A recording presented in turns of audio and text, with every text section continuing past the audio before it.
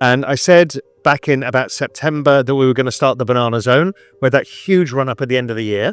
And then we had this consolidation that was actually driven by the tightening of liquidity that happened last quarter, back in Q4 2024. That happens every cycle. So you get this first ramp up, then we all say, well, we can't have nice things. The market corrects. It's like, it's never going to happen. It's never going to happen. And then liquidity has to come to roll the debt.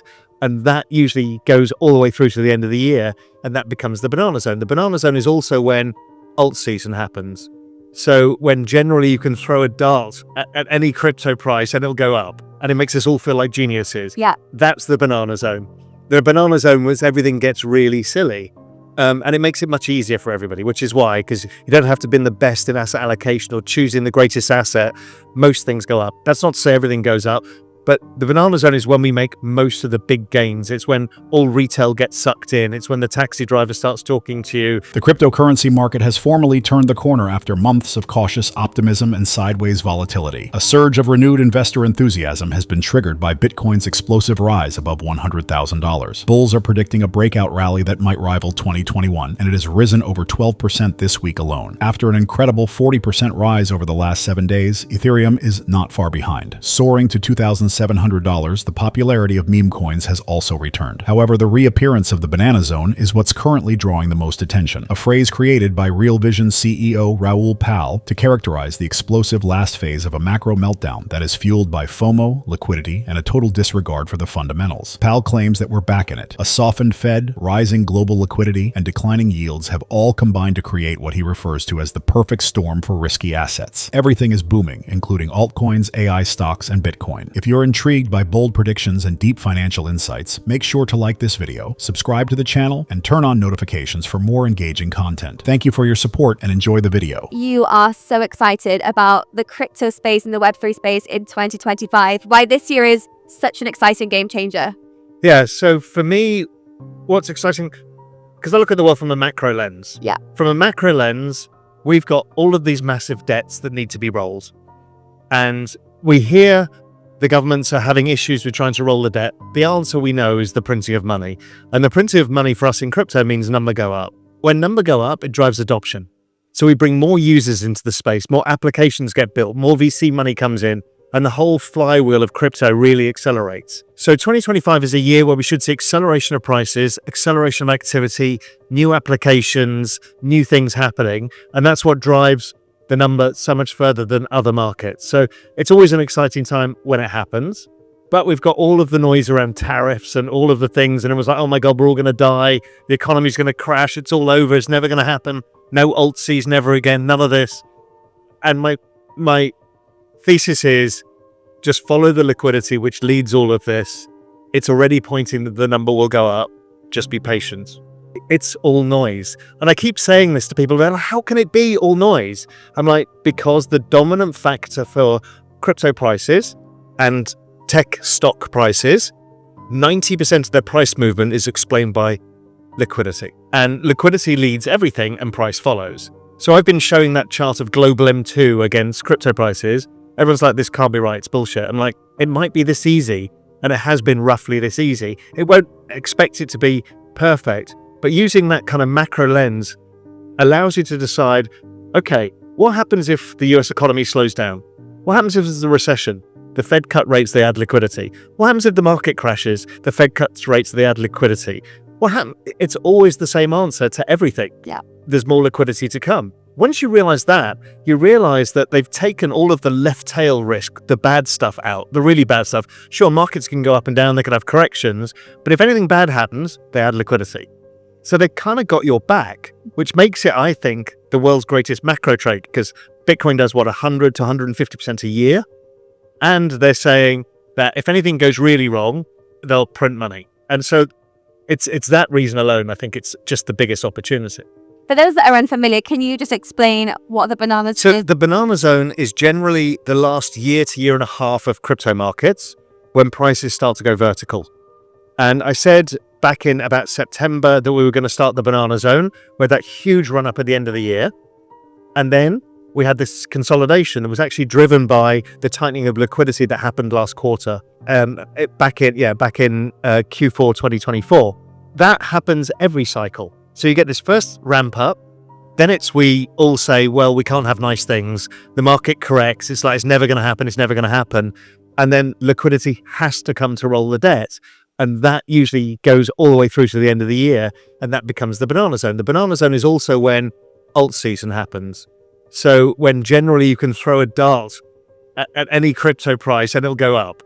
And it makes us all feel like geniuses. Yeah. That's the banana zone. The banana zone was everything gets really silly. And it makes it much easier for everybody, which is why, because you don't have to be the best in asset allocation or choosing the greatest asset. Most things go up. That's not to say everything goes up, but the banana zone is when we make most of the big gains. It's when all retail gets sucked in. It's when the taxi driver starts talking to you. It's when, your parents call you up saying, should I buy this Bitcoin thing? Or even worse, it'll be, should I buy Fartcoin? That's your mother. You're like, oh my God, we're truly in the banana zone. That's where we're headed. Although Raoul Pal has been optimistic about the cryptocurrency market as a whole, he currently thinks Dogecoin is a particularly intriguing coin. Pal thinks it could have a far greater impact in the upcoming bull market phase, even if many people still consider it to be a joke. In a recent tweet, he joked, "I still think the most amusing outcome possible would be for Doge to be the hardest currency on Earth, but behind the humor there's a serious point." Pal claims that we are currently in phase 2 of what he refers to as the banana zone, a period of time where altcoins soar higher due to market excitement, memes, and momentum. And with the support of one of the most fervent crypto communities, Dogecoin may be ready to take center stage once more. Doge might produce another huge rise that transforms the most amusing outcome into a startling reality if liquidity continues to increase and risk appetite remains high. Please take a moment to like this video, subscribe to the channel, and enable post notifications for future Bitcoin, macroeconomic, and digital asset content before we go any further. Now, let's get into his powerful predictions. And I think the beautiful thing about crypto is retail really has a chance to front run the institutions and the government. Well, this is why I'm passionate about it. It's been so hard for young people to be able to buy a house, to have kids, put them through school, all of the things that the big life hurdles, it's almost impossible. Because of the debasement of currency has meant that the value of scarce assets has gone up so much. And my argument has been from, 2015, which was like, this is the big one. This is your chance to make wealth. And not only can you make a bit of wealth, it's the fastest appreciating asset class in all of human history. So you can catch up really fast. So you just have to get involved and start that journey. But it will level the playing field for millions of people. So my view is it goes from a $3 trillion asset class today to $100 trillion in 10 years' time. So we're only 3% of the way there. And if you put it in different terms, that means there is $97 trillion of wealth that's going to get made. Yeah. People are going to make a lot of money, but it's not a few people. It's not like the tech barons or the bankers. This is like, well, Binance has 260 million customers. Now, you could lift 260 million people to change their lives. Okay, that's a big deal. There's 500 million crypto accounts around the world, so you can change 500 million lives. And if you speak to CZ or you speak to the others, they'll say, we want to have 1 billion people, 2 billion people. Well, if you can change 2 billion people's lives, that's a quarter of the world. So it's a very, very big deal. And also it's a big deal because people are getting access to dollars. So the stablecoin thing, I asked CZ about this. I'm like, well, what about stablecoins? He said, I didn't see how big they were going to be. He didn't realize, and most of us didn't realize, how desperate people are to own US dollars. Yeah. And so before, to get access to dollars, you had to have access to a big bank and or you could get a small amount of dollars. But normal people couldn't save in it. And somebody in Southeast Asia, they couldn't get access to dollars. And now suddenly they can get it on their Binance app immediately and send it to somebody else, US dollars. That's an incredible change for people. So there's some really big things happening that really change the world for a lot of people. So crypto adoption, really, because it's a token incentive model, it's behavioral incentives.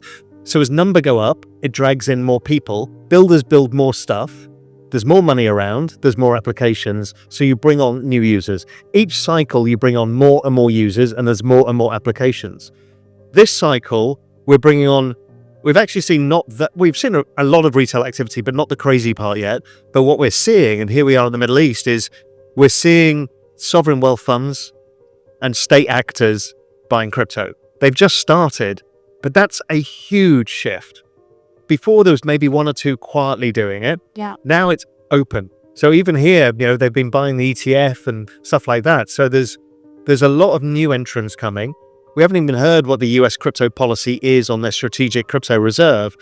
So we're seeing new people adopting it for different things. So Bitcoin is being adopted as that reserve asset. And then usually what happens is it flows out of the risk curve into other parts of Web3.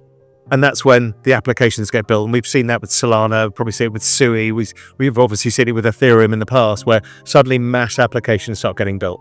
I have had an interesting conversation, and one was just with CZ just now, asking him this exact question, is who the hell are you talking to? So I'm talking to 12 different governments about not just buying Bitcoin, but about how can you integrate blockchain technology within entire economies.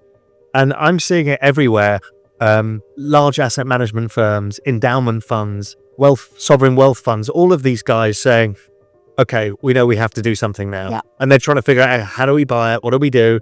I was with some another one of the exchanges yesterday, same thing. All they're seeing is all the big players coming in. Everyone's quite shocked by it all.